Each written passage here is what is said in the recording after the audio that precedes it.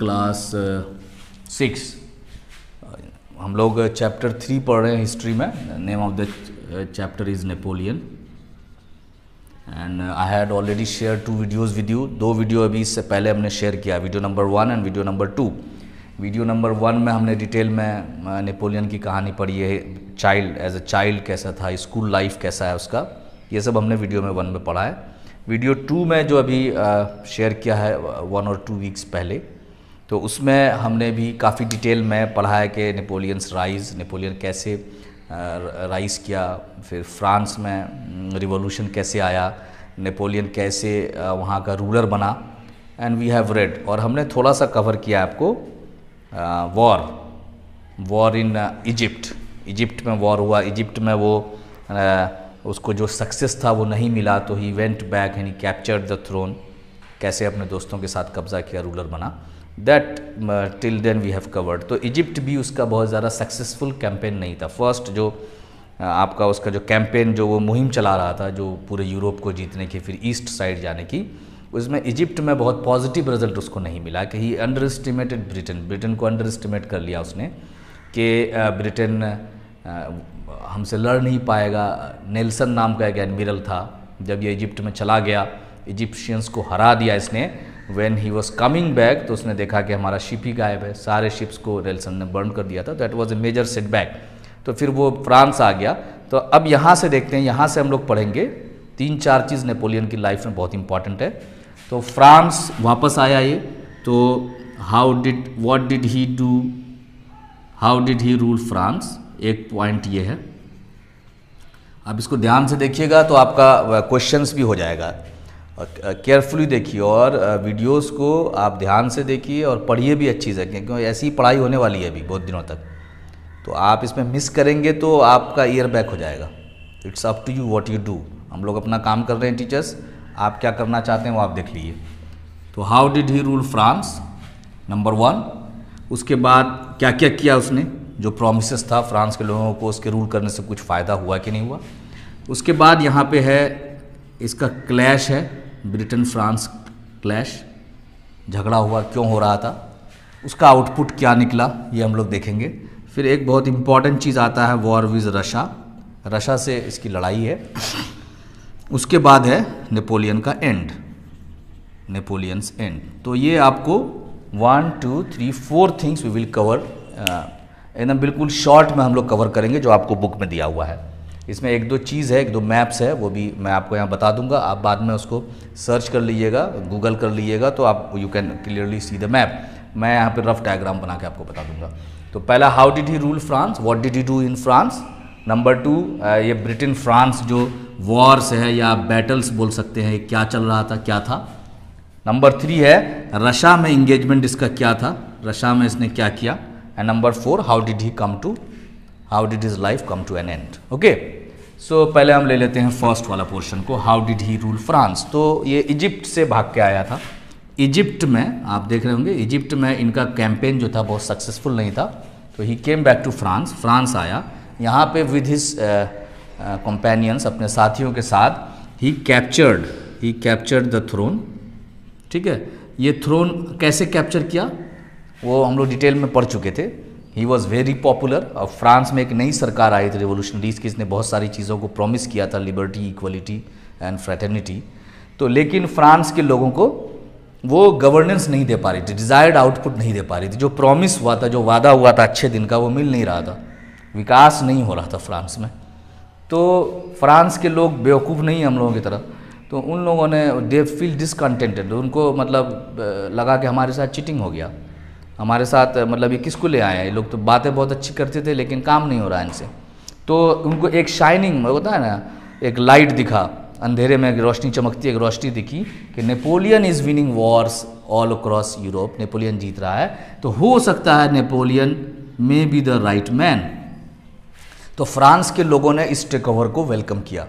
तो नेपोलियन ने क्या किया, अब फ्रांस पे रिवोल्यूशनरीज़ की, ये फ्रांस है, यहाँ पे चेयर पे रिवोल्यूशनरीज़ हैं। नेपोलियन आया, इसने धक्का मार के इसको गिरा दिया और खुद यहाँ पे बैठ गया। तो Napoleon become the ruler of France. ठीक हो गया, रूलर ऑफ फ्रांस बन गया। रूलर ऑफ फ्रांस तो उस टाइम में इसने रखा, क्योंकि रिपब्लिक था ये, फर्स्ट कॉन्सल इसने नाम रखा। ये बिकेम द फर्स्ट कॉन्सल। जैसे प्राइम मिनिस्टर होता है ना यहाँ पे एग्जीक्यूटिव हेड, उसी तरह का ये हेड हो गया फ्रांस का, उसका नाम था फर्स्ट कॉन्सल।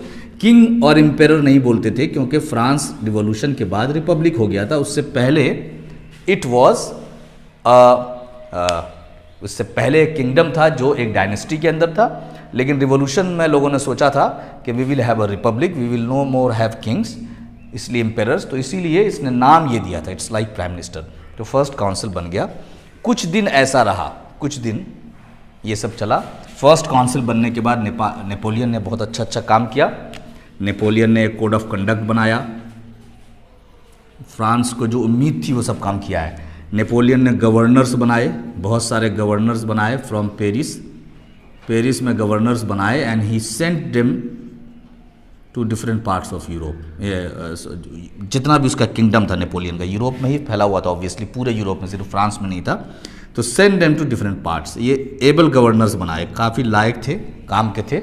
तो अब क्या हुआ, ये बड़ा सा एम्पायर है इनका, बड़ा सा है, तो इसने इसको डिस्ट्रीब्यूट कर दिया छोटे छोटे पार्ट में, और हर जगह, या अगर फ्रांस का कैपिटल है अगर पेरिस, यहाँ से हर जगह अपने लोगों को भेजा जो अच्छे लोग थे, ताकि उस एरिया के प्रॉब्लम को सॉल्व करो, और कोई परेशानी आए तो सेंटर से कोऑर्डिनेट करो। तो इस तरह से लोगों के परेशानी को बहुत कम कर दिया। तो तीसरा था, उसने नया टैक्सेशन सिस्टम किया। टैक्स कैसे लगाना है, सरकार का इनकम होता है जो हम लोग टैक्स देते हैं, जो पब्लिक टैक्स देती है, उसी से मनी जनरेशन से सरकार और भी डेवलपमेंट वर्क करती है। तो टैक्सेशन का अच्छा सिस्टम होना चाहिए, ऐसा नहीं हो कि बहुत हेवी टैक्सेस हो, कहीं कहीं पे इतना टैक्स हो कि अब आदमी दे नहीं पाए, परेशान हो जाए। तो टैक्सेशन का एक अच्छा नज़्म किया। उसके बाद इन्होंने एक बैंक बनाया, बैंक लोन करने के लिए मनी को, जहाँ लोग पैसा जमा कर पाएँ, जो लोगों को फाइनेंस कर पाए, लोगों को हेल्प कर पाए। जैसे आपको गाड़ी खरीदनी होती है तो आपको बैंक हेल्प कर देता है, तो इस तरह से एक नेशनलाइज्ड बैंक बनाया, टैक्सेशन का प्रॉपर सिस्टम किया, गवर्नर्स भेजा, एक कोड ऑफ कंडक्ट, एक तरह का लॉ बनाया, रिटन लॉ, कि इस तरह से रहना है, इस तरह से सरकार चलेगी, ये पोजीशंस होंगे। ये एक दो काम इन्होंने किया, और एक काम और किया इन्होंने रिलीजन वाइज। कैथोलिक रिलीजन को इन्होंने वहाँ का ऑफिशियल रिलीजन बना दिया। क्रिश्चियन था ये, तो क्रिश्चियंस में हम लोग पढ़ेंगे 8th क्लास में कि ये कैथोलिक कहाँ से आ गया। दे आर एक्चुअली ईसाई, क्रिश्चियंस हम लोग पढ़ते हैं। क्रिश्चियंस का एक ग्रुप है कैथोलिक, इसका हेड होता है पोप। पूरी दुनिया के कैथोलिक क्रिश्चियंस का हेड होता है पोप। इटाली में एक जगह है रोम, आपने वेटिकन सिटी सुना होगा, it is the smallest country, वहाँ पे इनका ऑफिस है। तो इन्होंने कैथोलिक रिलीजन को, मतलब क्रिश्चियन रिलीजन को, क्रिश्चियन में जो कैथोलिक फेथ था उसको इन्होंने ऑफिशियल रीजन बना दिया अपने किंगडम का। जितना भी एरिया है फ्रांस से, बहुत पूरे यूरोप पे, ऑलमोस्ट 70% यूरोप पे इसका कब्जा था, इसने इसको बना दिया। तो ये 5 चीज़ है। ये क्वेश्चन है कि how did he rule France, तो उसने ये काम किया। तो ये आपको याद होना चाहिए, क्वेश्चंस भी आएगा, ये आपको समझ में आना चाहिए। ही एक उसने कानून बनाया लिखा हुआ प्रॉपर, लोगों को आसानी हो गई, लॉस कैसे हैं। गवर्नर्स बनाए पेरिस में, अच्छे लोगों को उसको गवर्न करने के लिए भेजा, अलग अलग एरियाज़ को, वहाँ के प्रॉब्लम को सॉल्व करने के लिए। एक प्रॉपर टैक्सेशन सिस्टम बनाया, एक नेशनलाइज्ड, एक अच्छा सा नेशनल बैंक बनाया। उसके बाद ऑफिशियल रिलीजन कैथोलिक को बना दिया। तो ये आपका फर्स्ट पार्ट का हो गया। सेकेंड पार्ट है कि ब्रिटेन से इसका रिश्ता क्या है। तो ब्रिटेन से क्या रिश्ता है, ब्रिटेन फ्रांस रिलेशन, ये बहुत सारी लड़ाइयाँ हुई हैं इसमें। ये दोनों यूरोप में हैं, और अभी अनफॉर्चुनेटली अभी ऐसा है कि अभी आप फ्रांस से ब्रिटेन चले जाएंगे, आपको हो सकता है कि पासपोर्ट की में भी ज़रूरत नहीं पड़े। तो यूनियन बना लिया इन लोगों ने, तो पूरा यूरोप एक साथ आ गया है। तो they have fought many Wars. तो ब्रिटेन और फ्रांस में झगड़ा क्या है कि ये देखिए, ये आपको जो आप वर्ल्ड मैप देखेंगे, थोड़ा सा मैप का आइडिया होना चाहिए। This is Africa and this is Europe, और इधर आपका है एशिया का पोर्शन है, इधर चाइना है, और ये रशिया है, ठीक है ना, ये डिज़र्ट है पूरा। अब यहाँ पे जो यूरोप का पोर्शन है, तो आपने देखा होगा ये मोरक्को है, ये अभी अल्जीरिया हो गया है, ये इजिप्ट का पोर्शन है, और ये आपका मेडिटेरेनियन सी है, that you must see in the map. ये आपको स्पेन एंड पोर्टुगल है, ये अटलांटिक ओशियन है, दिस इज़ अटलांटिक ओशियन। ये थोड़ा सा आगे जाइएगा तो यहाँ पे एक स्मॉल सी है, मतलब जो अटलांटिक ओशियन इधर है, और इधर आपको नॉर्थ सी है, इसको जोड़ता है कि इसको बोलते हैं इंग्लिश चैनल। इंग्लिश चैनल इसका इम्पॉर्टेंट है। ये एक्चुअली एक छोटा सी है, सी का ही वाटर है। और इस साइड में आपका ये ब्रिटेन है आपका, ठीक है। और यहाँ पे आपका आप देखिएगा स्पेन है, पोर्टुगल है, उसके बाद आपका फ्रांस है, इधर जर्मनी है, और ये आपका इधर नीचे निकला हुआ है इटली, इधर हो गया आपका रशिया, ठीक है ना। ये आप रफ एक मैप है। तो अब देखिए इस मैप में आपको समझना ज़रूरी है कि फ्रांस और ब्रिटेन में, नॉर्दर्न पोर्शन ऑफ फ्रांस है, सदर्न पोर्शन ऑफ ब्रिटेन का जो है, उसके बीच में पानी का एक बड़ा सा एरिया है जो अटलांटिक ओशन उधर नॉर्थ सी को जोड़ता है, और सी ही है, इसका नाम है इंग्लिश चैनल। पहले कुछ और नाम था, अभी हम लोग ज़्यादा इंग्लिश चैनल के नाम से जानते हैं। तो फ्रांस ने जो नेपोलियन वॉज फ्रॉम फ्रांस, तो नेपोलियन ने ऑलमोस्ट इस पूरे पोर्शन पे कब्जा कर लिया था। तो पूरा यूरोप आ गया। रशिया का कुछ portion, some portions of Russia is in Europe and some portion is in Asia. तो इस पोर्शन पे कब्जा था इसका, इस पोर्शन पे कब्जा था नेपोलियन का, और रशिया से फ्रेंडशिप थी। रशिया से क्या थी? फ्रेंडशिप थी। मतलब इस पे कब्जा है और इससे दोस्ती है, इसका मतलब इस एरिया पे कंट्रोल हो गया पूरा। तो इस साइड पे कंट्रोल था, सिर्फ ब्रिटेन जो था इंग्लिश चैनल के उधर, इस पे कंट्रोल नहीं था। France had no control. यही जड़ है झगड़ा का। ये चाहता था, he wanted to be the greatest man in Europe. इस साइड में पूरा कब्जा कर लिया था, करीब करीब काफ़ी पोर्शंस पे कब्जा था, या फिर वो इसके अंडर में थे, इसके बगैर पूछे कोई काम नहीं करते थे। तो he was the terror of this portion. Russia जो था कंट्री जिसका इस साइड, उससे इसकी दोस्ती थी कि हम लड़ाई नहीं करेंगे, एक दूसरे के दुश्मनों को सपोर्ट नहीं करेंगे। तो रशिया से दोस्ती है और इस पोर्शन पे कब्जा है उसका। ये जो प्रूशिया है, ऑस्ट्रिया है, जिसने लड़ाई की थी पहले, आप देखे होंगे जब रिवॉल्यूशन आया तो इस साइड से अटैक हुआ था फ्रांस पे। ये जो प्रूशिया और ऑस्ट्रिया पड़े हैं, दीज आर कंट्रीज हेयर, यहीं पे कंट्री है, इन्होंने अटैक किया था। तो अब लड़ाई होनी थी ब्रिटेन और फ्रांस में। क्यों? क्योंकि जब इस पूरे पोर्शन पे कब्जा कर लिया है नेपोलियन ने, तो अब उसकी ख्वाहिश क्या होगी कि ब्रिटेन पे भी कब्जा करें, क्योंकि ब्रिटिश एम्पायर बहुत फैला हुआ था। अगर ब्रिटेन पे कब्जा हो जाएगा तो उसके कॉलोनीज पे कब्जा हो जाएगा। इंडिया उसकी कॉलोनी थी, अफ्रीका कॉलोनी थी, अमेरिका को तो जिता चुका ही था वो। तो ये क्लैश का वजह है। अब पूछा what was the reason of the clash? Because Napoleon has captured almost all the portions south of English Channel, सबको कैप्चर कर लिया था, and he made friends with Russia, so he was in control of this portion. He obviously wanted to control Britain. वो चाहेगा कि Britain को control कर जाए, तो इससे लड़ाई होती रहती थी। ब्रिटेन वाले को डर क्या था कि he has become the terror of Europe. Britain को किसी भी दिन डर लग रहा था कि नेपोलियन इंग्लिश चैनल को क्रॉस करके अपनी फौज के साथ, Britain is a tiny country, islands है 3, किसी भी दिन नेपोलियन यहाँ से क्रॉस करके ब्रिटेन में आ जाएगा, इंग्लिश चैनल क्रॉस करके, और हम पे कब्जा कर लेगा। But Napoleon found it very difficult. Napoleon को इंग्लिश चैनल अपने फौज के साथ क्रॉस करना है, छोटी सी नदी नहीं है ये, क्रॉस कर लिया पूरे फौज के साथ। He found it very difficult, बहुत मुश्किल लगा कि कैसे इंग्लिश चैनल को पूरी फौज के साथ क्रॉस करेंगे। तो नेपोलियन ने क्या किया? नेपोलियन ने दूसरा रास्ता अपनाया। ये जो इंग्लिश चैनल था, इंग्लिश चैनल है ये, और ये आइलैंड रीजन है, इधर अटलांटिक है। नेपोलियन ने क्या किया कि ये घिरा हुआ है चारों तरफ से ओशियन से। ब्रिटेन में बहुत ज़्यादा फूड क्रॉप्स नहीं होता है। फूड क्रॉप्स जो खाने का जो खेती होती है, जैसे धान है, चावल है, गेहूँ है, जो हम लोग खाते हैं, कॉर्न है, ये सब ब्रिटेन में नहीं होता है। ये सब ब्रिटेन दूसरे कंट्रीज से मंगाता है। अब देखो यहाँ पे भी खेती होती थी कॉटन और किस किस चीज़ का, अमेरिका में वहाँ से मंगाता था। तो कोई भी खाना आएगा तो शिप पे आएगा, और शिप कैसे आएगा? ओशियन के थ्रू आएगा। तो नेपोलियन ने क्या किया? नेपोलियन ने यहाँ पे अपने लोगों को लगा दिया, नेवी को। अब थोड़ा थोड़ा नेवी का मैं स्ट्रांग हो गया था, यहाँ लगा दिया, यहाँ लगा दिया, ब्रिटेन को चारों तरफ से घेर दिया। पायरेट्स छोड़ दिए। पायरेट्स मतलब डाकू होते हैं समुद्री। नेपोलियन ने पायरेट्स के फॉर्म में अपने फौज को, नेवी को चारों तरफ से घेर लिया, इसको बीच बीच में खड़ा। अब जो भी शिप लेके आता था, फूड लेके आता था, नेपोलियन क्या करता था? नेपोलियन की फौज जो थी यहाँ पे, वो शिप को पलट देती थी या लूट लेती थी। एम क्या था नेपोलियन का? एम था नेपोलियन का स्टार्व ब्रिटेन टू डेथ, और स्टार मतलब होता है भूखे मार देना, कि खाना ख़त्म हो जाएगा ब्रिटेन का, खाना हम आने नहीं देंगे, भूखे हो जाएंगे तो हमसे क्या लड़ेंगे, आधे लोग मर जाएंगे, हम लोग इस पर कब्जा कर लेंगे। ये है ब्रिटेन फ्रांस क्लैश। इसको आपको लिखने आएगा, नोट्स में लिख सकते हैं आप। क्यों क्लैश हुआ है, इस पोर्शन पे कब्जा है, रशिया से दोस्ती है।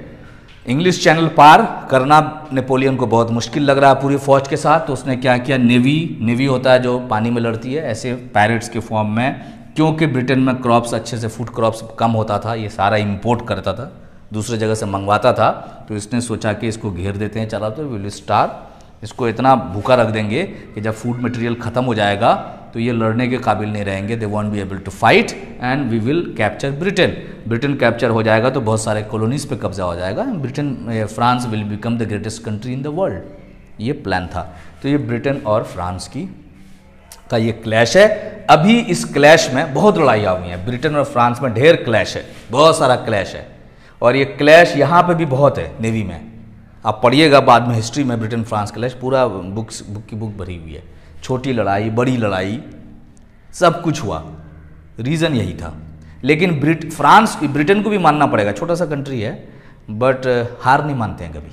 अब इसमें देखेंगे, वर्ल्ड वॉर में देखेंगे, लड़ते रहते हैं, लास्ट टाइम में सबको लगता है कि हार जाएगा हार जाएगा हार जाएगा, और उसके बाद से एकदम से उभरता है और कोई ना कोई वहाँ एक लीडर होता है जो उभार देता है उसको, जो उसको फिर जीत दिला देता है। तो ब्रिटेन भी लगा रहा, ब्रिटेन ने जल्दी हार नहीं माना, डर तो था इसको कि कभी भी कब्जा कर लेगा Napoleon, but they kept on fighting. ये हो गया। अब हुआ क्या, यहाँ के बाद तो फ्रांस को आज न कल आगे हो जाना चाहिए था, लेकिन एक गलती हो गई, तो वो थर्ड पोर्शन है हमारा। गलती हो गई, गलती छोटी मोटी नहीं हुई, बहुत बड़ी गलती हुई, और इस गलती को, जो बहुत बड़ी गलती होती है ना, उसको मिस्टेक नहीं बोलते हैं, उसको क्या बोलते हैं, डिजास्टर। डिजास्टर द ब्लंडर जिसको बोलता है। फ्रांस ने एक ब्लंडर कर दिया, बहुत अच्छा चल रहा था, ठीक है, ब्रिटेन से लड़ाई चल रही थी, लेकिन आज न कल ये अगर पॉलिसी कामयाब होती तो आज न कल ब्रिटेन को सरेंडर करना पड़ता। लेकिन नेपोलियन ने ओवर कॉन्फिडेंस, आदमी को ओवर कॉन्फिडेंस नहीं होना चाहिए।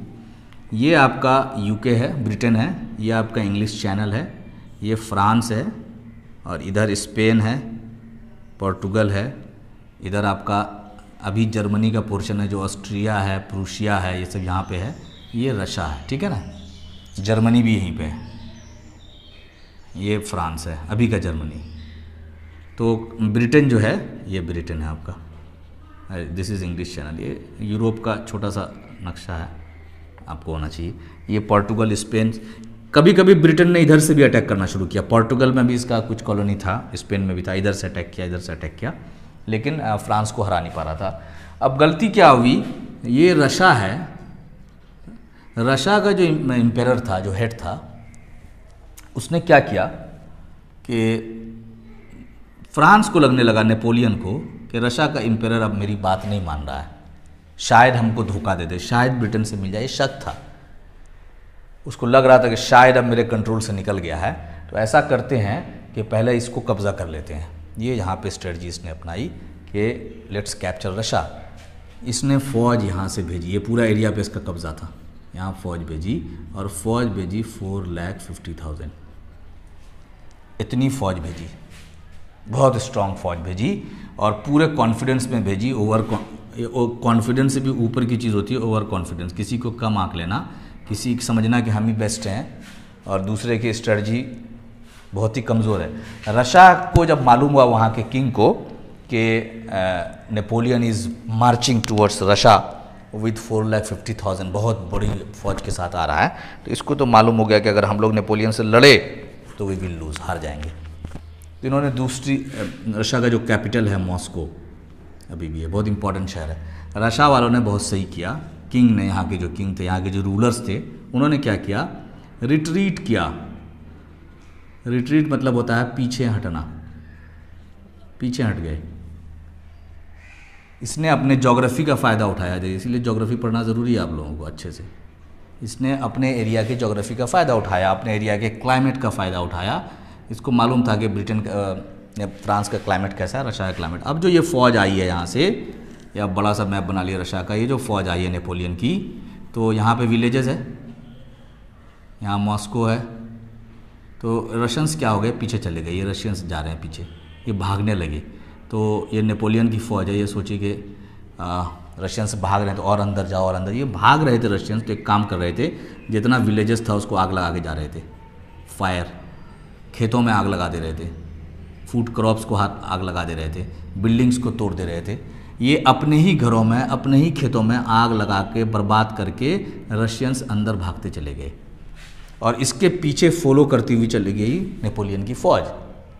अब हुआ क्या, इन लोगों ने विलेजेस को आग लगा दिया, खेतों को आग लगा दिया, मॉस्को को भी पूरा तोड़ ताड़ के अंदर चले गए, रिट्रीट कर गए। तो नेपोलियन को लगा के डर से भाग रहे हैं सब, इसकी पूरी फ़ौज अंदर घुस गई। लेकिन विलेजेस में गई तो वहाँ खाना था नहीं, क्योंकि फूड क्रॉप को आग लगा के भाग गए थे वो रशियंस। तो कुछ दिनों तक तो ये अपना, इनके पास जो फूड था उससे लड़े। अच्छा, यहाँ लैंड रूट भी है, ये फ्रांस से सीधा इधर से होते हुए रशिया चले गए। तो कुछ दिनों के बाद अब इनके फौजी, इतनी बड़ी फ़ौज, खाना कैसे खिलाएंगे, कोई फ्लाइट तो उस टाइम में उड़ा नहीं सकते हैं। तो इन लोगों ने क्या किया कि विलेजेस में खाना खोजा, खेत में खाना खोजा, कहीं खाना नहीं मिला। तो इनके स्टार्विंग, ये ब्रिटेन को स्टार्व करना चाह रहे थे, खुद इनके फ़ौज स्टार्व करने लगे और ये लोग घुस गए अंदर पूरा जाके, वेट करने लगे कि मौसम चेंज हो। रशिया में बहुत ज़बरदस्त ठंड पड़ती है, साइबेरिया का डेजर्ट है, कोल्ड डेजर्ट है, बहुत बड़ा एरिया खाली है, मतलब आखिरी ऐसी ठंड पड़ी, चिलिंग विंड्स हैं, स्नोफॉल बहुत तेज़ होता है। लोग वेट कर रहे थे और कुछ ही दिन में विंटर आ गया, हेवी विंटर, हेवी स्नोफॉल। तो स्टार्व से मरे और बाकी जो बच रहे थे वो कोल्ड से मरने लगे, बिटर कोल्ड उसको बोलते हैं, बहुत ज़बरदस्त। तो दो काम किया रशियंस ने। तो रशिया की स्ट्रेटजी पढ़ना होगा, ये आपको क्वेश्चंस आता है। आपको एनिमी को समझना चाहिए कि एनिमी को कभी हार नहीं मानना चाहिए, दूसरा एनिमी का क्या स्ट्रेंथ है और हमारा क्या स्ट्रेंथ है, क्या इस सिचुएशन में हम उसको किसी न किसी तरह से पीछे धकेल सकते हैं। उन्होंने कहा फ्रंट पे लड़ेंगे तो मारे जाएंगे, 4,50,000 की फ़ौज है, बेस्ट आर्मी है वर्ल्ड की, उससे तो हम कहीं फेंके जाएंगे। इसने अपना स्ट्रेंथ देखा कि मेरा स्ट्रेंथ क्या है, रशियंस ने, और अपना स्ट्रेंथ ये देखा कि हम इसको, हमारा स्ट्रेंथ है हमारा क्लाइमेट, हमारा स्ट्रेंथ है हमारा ज्योग्राफी, हम क्या करते हैं इसको अंदर ले आते हैं, ये लोग सर्वाइव नहीं कर पाएंगे, हमको तो आदत है हम कर जाएंगे, ये लोग कोल्ड में ख़त्म हो जाएंगे, ये लोग भूख से खाना नहीं मिलेगा तो ये लोग ख़त्म हो जाएंगे, जो बचेंगे उनको हम मार लेंगे। ये स्ट्रेटजी थी। इस स्ट्रेटजी में इस चक्रव्यूह जिसको बोलते हैं नेपोलियन फंस गया और भागा, वहाँ से भागा। तो उसमें है वुंडेड सोल्जर्स, ज़ख्मी, तो भागा तो ज़ख्मी लोग चल नहीं पा रहे थे, भागने में दिक्कत हो रही थी कि पूरा स्नोफॉल हो गया था तो चला नहीं जा रहा था उस पर, तो प्रॉब्लम्स आ गया कोल्ड की वजह से, अब भूख अलग लगी हुई थी, तो भागे तो बहुत सारे ज़ख्मी हो गए। तो ज़ख्मी हो गए तो नेपोलियन ने सोचा ज़ख्मी को छोड़ो, मरने दो, तो सारे ज़ख्मियों को छोड़ते गए, जो कोल्ड में फंस गए वो छूट गए, स्टार्व थे वो छूट गए। इस तरह से करते करते जब ये वापस आया, यहाँ फ्रांस वापस आ रहा था, तो इसके पास लेस देन 10,000 फौज थी। कितनी गई थी? 4,50,000।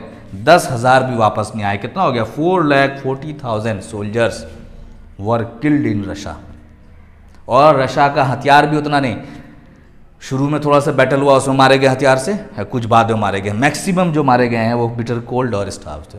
तो रशिया ने अपने जगह का, अपने जोग्राफी का, अपने लोकेशन का, अपने क्लाइमेट का फ़ायदा उठा के one of the greatest general जो हुआ है हिस्ट्री में, उसको हरा दिया। तो कोई भी बड़ा आदमी है, ताकतवर को ऐसा नहीं समझना चाहिए कि वो खुदा हो गया है, और लोगों को भी नहीं डरना चाहिए। तो उसका एंड भी आता है, उसी कॉन्फिडेंस में उसका एंड आता है। तो उसी कॉन्फिडेंस में नेपोलियन का एंड आया। अब जब इसका इम्पैक्ट क्या हुआ, इसका इम्पैक्ट बहुत ज़बरदस्त हुआ। ये जो यहाँ पे बेइज्जती करवा के, बेइज्जती है ना, 4,50,000 के साथ आप जा रहे हैं, 10,000 वो रशिया को आप इतना कम आंक रहे थे और उसने आपको अंदर अपने जोग्राफी से ही हरा दिया, वेपन्स क्या ज़रूरत है। तो अब इसका इम्पैक्ट पढ़ना था। तो एक तो हो गया डिज़ास्टर इन रशिया टॉपिक, तो impact of disaster in Russia. Impact क्या पढ़ा? इम्पैक्ट ऑफ रशिया डिज़ास्टर, जो रशियन डिज़ास्टर था उसका इम्पैक्ट क्या पड़ा? उसका इम्पैक्ट ये पड़ा कि आपने सुना होगा नेपोलियन टेरर ऑफ यूरोप कहा जाता था, ठीक है। लेकिन ये रशिया के हार के बाद, after this disaster, openly defy एक वर्ड यूज़ हुआ है। ओपनली डिफाई मतलब होता है हुक्म नहीं मानना, कोई बात नहीं मानना, ओपनली इसके अगेंस्ट में बोलना शुरू कर देना। अभी तक लोग डर से नहीं बोलते थे, पूरे यूरोप में इसके खिलाफ एक माहौल बनने लगा कि नेपोलियन को हरा सकते हैं। सबके दिल में एक हौसला आ गया कि नहीं ऐसा नहीं है कि नहीं हारेगा, ये हार सकता है। तो openly people openly started defying Napoleon, और हुआ क्या, हुआ ये कि लाइप्जिग में, जो जर्मनी में एक जगह है अभी, वहाँ पे ये रशियन फोर्सेस और भी कुछ अलाइड फोर्सेस वहाँ पे मिले, 3-4 फोर्सेस मिले, और इन लोगों ने मिलकर लाइप्जिग में नेपोलियन को हरा दिया। ये नेपोलियन की पहली बड़ी हार थी, फर्स्ट बिग लॉस। हार गया, जो बोल रहा था कि कभी नहीं हारेगा। और उसको ये छोटे छोटे कंट्री, ये आपका फ्रांस है ना, ये रशिया है, और ये जो कंट्री सब है यहाँ पे, इसके साथ कोलिशन बना के, यहाँ जर्मनी है, जर्मनी में एक जगह है लाइप्जिग, ये सारे लोगों ने मिलकर हमला कर दिया और नेपोलियन को हरा दिया। तो नेपोलियन का एक मेजर लॉस है, इतना बड़ा इम्पैक्ट पड़ा, एक डिज़ास्टर इसीलिए बोला था रशिया को। नेपोलियन की लाइफ की ज़िंदगी का सबसे बड़ा मिस्टेक था। फर्स्ट मिस्टेक था इजिप्ट, उससे भी बड़ा मिस्टेक साबित हुआ ये रशियन डिज़ास्टर। इसने नेपोलियन को तोड़ दिया। अब ये तोड़ दिया तो पता चल गया ब्रिटेन को कि इसकी हालत ख़राब हो गई है। ब्रिटेन ने अटैक किया है, दूसरे वॉर में, वाटरलू में इसकी हालत ख़राब हो गई है। तो ये है बैटल ऑफ लाइप्जिग। ठीक, अब बैटल ऑफ लाइप्जिग के बाद क्या हुआ? बैटल ऑफ लाइप्जिग में नेपोलियन हार गया, नेपोलियन का फेलियर है, और ये खबर ब्रिटेन को पहुंच गई। और ब्रिटेन, उसके बाद ब्रिटेन ने क्या किया, 1814 में ब्रिटेन की फौज पेरिस में इंटर कर गई, एंटर्ड पेरिस में इंटर किया, नेपोलियन को हराकर पावर से हटाया, और लुइस 18, वहाँ लुइस 16 था, लुइस 18 को वहाँ का रूलर बना दिया। ये नेपोलियन, फ्रांस से नेपोलियन का कब्ज़ा हट गया। ये 1814 में हुआ। ये पहले, इससे पहले क्या हुआ, लाइप्जिग का बैटल है जिसमें रशिया वगैरह इन लोगों ने मिलकर हराया था। उसके बाद ये वाला हुआ कि ब्रिटेन की फौज फ्रांस में घुसी और वापस से पुराने रूलर को, एक्स रूलर की फैमिली को बना दिया वहाँ का किंग, और नेपोलियन को हटा। वहाँ पे एक आइलैंड है आपको, ये जो इटली आप देखेंगे, इटली, ये फ्रांस है, ये इटली है, यहाँ पे एक आइलैंड है कॉर्सिका, यहाँ पे नेपोलियन पैदा हुआ था। उसके बीच में एक आइलैंड है एल्बा, आइलैंड ऑफ एल्बा, वहाँ के जेल में ले आके इसको बंद कर दिया। लेकिन नेपोलियन, अब आगे की स्टोरी बहुत शॉर्ट, अब एंड हो रहा है। नेपोलियन शिवाजी की तरह था, शिवाजी का आपने पढ़ा होगा, नेपोलियन वाज लाइक शिवाजी। इस जेल से भाग गया, एस्केप्ड। हार मानने वाला नहीं था ना वो, तो किसी के दम पे थोड़ी, अपने दम पे बना था, भाग गया वो भी हार नहीं मानने वाला था, जब तक रहा लड़ता रहा। तो क्या हुआ है, रशिया से आने के बाद यहाँ पर रशियन फोर्सेस और कोलिशन ने हमला किया, इसको हरा दिया। इस हराने के बाद ब्रिटेन को मालूम है, ब्रिटेन ने भी फौज घुसा दिया, फिर पेरिस से इसको बेदखल कर दिया, फ्रांस से बेदखल हो गया, दूसरे लोगों को बैठा दिया, और एल्बा में इसको जाके, यहाँ पे जेल था एक आइलैंड पे लाके दूर ले आकर रख दिया। यहाँ से नेपोलियन भाग गया कुछ दिन के बाद, ही एस्केप्ड। और एस्केप्ड होने के बाद, यहाँ से भागने के बाद क्या किया, वो दोबारा अपनी फौज बनाया। ठीक है, इसको ऑर्डर आपको पता होना है, दोबारा ही 10,000 के आसपास सोल्जर्स को फिर जमा किया और पेरिस की तरफ मार्च कर गया, मार्च टू पेरिस। वहाँ पे किंग की फौज आई हुई थी, वहाँ जनरल आया हुआ था, किंग का कमांडर था, फौज था। देखा कि बहुत बड़ी फौज है, नेपोलियन समझ गया कि अगर फौज से लड़ेंगे तो हार जाएंगे। तेज था, ज़हीन आदमी था, बोला फौज से लड़ने का मतलब नहीं है, let's go and meet commander. तो उसके फौज के कमांडर के पास गया, बोला do you know who am I, पता है तुम्हें मैं कौन हूँ? बोला कि yes you have escaped from Elba, तुम फ्यूजिटिव, भाग गए हो तुम यहाँ से, और एल्बा से तुम सरेंडर कर दो, यू मस्ट सरेंडर। तो नेपोलियन बोला कि ठीक है, मुझे अपनी फ़ौज के पास लेकर चलो, मैं फ़ौज से बात करूँगा फिर देखूँगा। फ़ौज के पास गया, उसने बोला कि who wants to kill me, who am I? बोला नेपोलियन। तो am I not your emperor, मैं तुम्हारा एम्पेरर नहीं हूँ, मुझे देखो, मुझे पहचानना भूल गए तुम लोग। तो फौज बहुत पॉपुलर था ना, फौज में एक फौज दूसरे फौज का इज्जत करता है, उससे बेस्ट लड़ाई में, जानता था कि इज बेस्ट इन वॉर।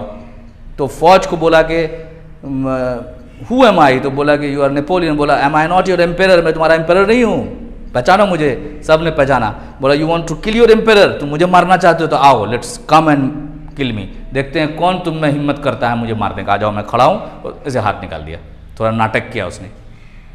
और इमोशनल था, उसको था कि वॉर से नहीं जीत पाएंगे तो इमोशनल जीतना है।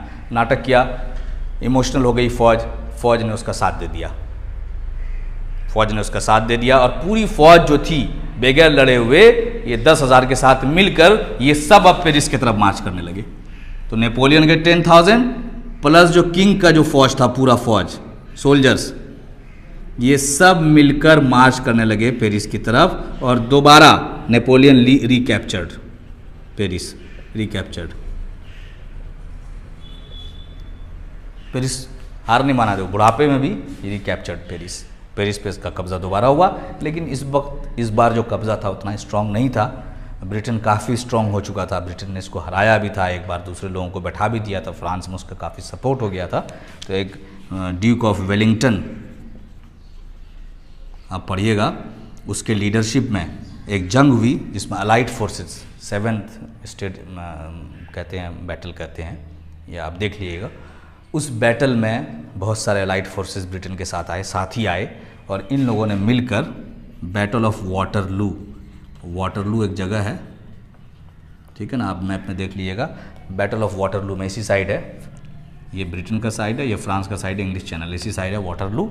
यहाँ पर इन्होंने, ये जो फौज है ड्यूक और वेलिंगटन के लीडरशिप में आई और इसने नेपोलियन को हरा दिया और फाइनली नेपोलियन को एक सेंट हेलेना के प्रिजन में वहाँ पे रख दिया गया। 5-6 साल के बाद वहाँ पे वो मर गया। तो this is the end of one of the greatest general that the world has ever seen. जिसमें शॉर्ट में क्या क्या देखा, पहला हमने देखा कि हाउ डिड यू रूल्स में एक चीज़ छूट गया था कि जब वो फर्स्ट काउंसिल बना, उसके बाद कैथोलिक रिलीजन को ऑफिशियल रिलीजन बनाया, उसके बाद पोप को इनवाइट किया। वो फर्स्ट काउंसिल का पद, उसको चाहिए था एम्पेरर बनना, उसने बोला कि आप मुझे आइए, मुझे ताज पहनाइएगा, क्राउन बन कीजिएगा और मेरी वाइफ को भी क्राउन कीजिए, मुझे एम्पेरर बनाइए, वाइफ को एम्प्रेस बनाइए। तो बहुत सारे गवर्नर्स को बुलाया, सारे अच्छे बड़े बड़े लोगों को पेरिस में बुलाया, बहुत बड़ा फंक्शन हुआ और उस फंक्शन में pope is the head of Catholic Christianity, जो कम्युनिटी है उसके पूरी दुनिया का, उसको बुलाया, वो क्राउन लेकर गया। नेपोलियन को इतनी हड़बड़ी थी कि उसके हाथ से क्राउन लेकर अपने आप पहन लिया, वो अपने आप भी पहन लिया और एक क्राउन अपनी बीवी को पहना दिया, जोसेफाइन को। तो he became the emperor, first council से एम्पेरर बन गया था। वो फर्स्ट पार्ट की स्टोरी है। उसके बाद वो ब्रिटेन एंड फ्रांस क्लैश है, उसका रीजन्स है। सेकंड उसका डिजास्टर है, थर्ड पार्ट रशिया में क्या हुआ। उसके बाद है कि रशिया का इम्पैक्ट क्या पड़ा, बैटल ऑफ लाइप्जिग है जर्मनी में। उसके बाद ब्रिटेन ने अटैक किया फ्रांस में, दोबारा उसको बना दिया लुईस 18 को। फिर उसके बाद ये इसको अरेस्ट किया एल्बा में, एल्बा से ये भाग गया, इसने फिर फौज बनाई। फिर उसके बाद वो उसका इमोशनल है कि do you want to kill your emperor, फिर सारी फौज इसके साथ हो गई। तो ब्रिटेन ने रिकैप्चर किया, रिकैप्चर करने के बाद लेकिन कमज़ोर हो गया था। फिर से बैटल ऑफ वाटरलू हुआ, बहुत ही मशहूर बैटल है ये ड्यूक ऑफ वेलिंगटन इसका लीड कर रहा था। उसने डिसिसिवली बहुत अच्छी तरीके से हरा दिया नेपोलियन को and he was arrested and put in a prison in Saint Helena, वहाँ पे इसको रखा, यही है उस प्रिजन का नाम। और उस प्रिजन में 1821 के आसपास में नेपोलियन डाइड। तो that is the end of this chapter. I will give you the questions, you have to do the questions. Thank you very much.